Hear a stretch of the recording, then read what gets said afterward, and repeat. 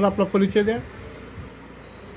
माझे नाव राजू पवार, मध्यवर्ती कार्यशाळा चिकलठाणा एस टी महामंडळातील सेवानिवृत्त कर्मचारी आणि मान्यताप्राप्त एस टी कामगार संघटनेच्या पदाधिकारी म्हणून आजी नियुक्त.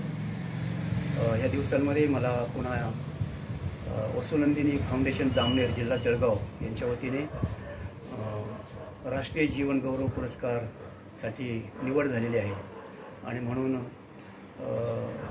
सेवानिवृत्तीनंतरसुद्धा जो समाजसेवेचा वसा घेतलेला आहे त्या समाजसेवेच्या अंतर्गत आपलं अविरत कार्य चालू आहे आणि त्या अनुषंगाने जो पुरस्कार प्राप्त झालेला आहे त्याबद्दल मी नक्कीच आनंदी आणि समाधानी आहे.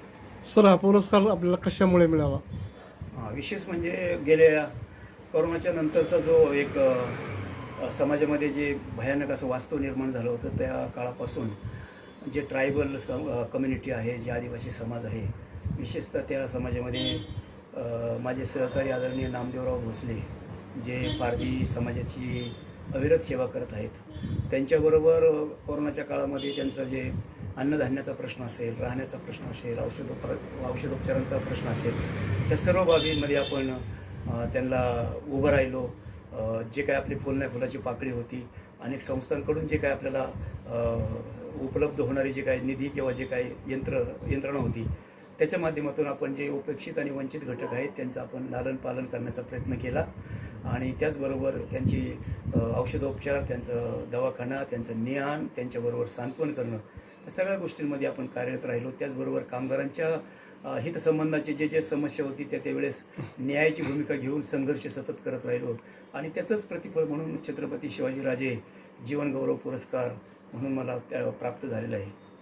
सर आपला जीवनाचा संघर्ष बघता आपण खूप आंदोलन मोर्चे केले, कामगारासाठी लढलात, आता तुम्ही रिटायरमेंट झालात, आता तुमची जिम्मेदारी वाढली का कमी झाली? नक्कीच जिम्मेदारी वाढलेली आहे. आज अनेक जण म्हणतात की तुम्ही रिटायर झाले, आता तुम्हाला निवांत, तुम्हाला सगळं काही तुमच्या ज्या उपेक्षा किंवा जे काही कुटुंबाच्या ज्या गरजांची परिपूर्ती करणं असतं, परंतु तुम्हाला सांगायला परत आवडेल की मान्यताप्राप्त एस टी कामगार संघटना महाराष्ट्र राज्याच्या केंद्रीय नेतृत्वाने पुन्हा एकदा मला राज्य उपाध्यक्षपदी नियुक्ती केलेली आहे आणि सुरुवातीला तर चिकलठाणा ह्या ठिकाणचाच मला कार्यभार होता सेक्रेटरी म्हणून.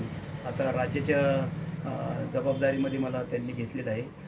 उद्देश हाच आहे की सतत कार्यरत असावं आणि जे काय आपल्याकडं कसब आहे, कौशल्य आहे ते कामगारांच्या हितासाठी पणाला लागावं म्हणून मला त्या पदावर घेतलेलं आहे आणि म्हणून जबाबदारी वाढलेली आहे, वेळेचा विनियोग आहे आणि विशेष म्हणजे दिनचर्येच्या बाबतीत सांगायचं झालं तर मी सकाळीच अगदी योगाभ्यासापासून योगाचे अनेक वेगवेगळे अभ्यासक्रम पूर्ण केलेले आहेत.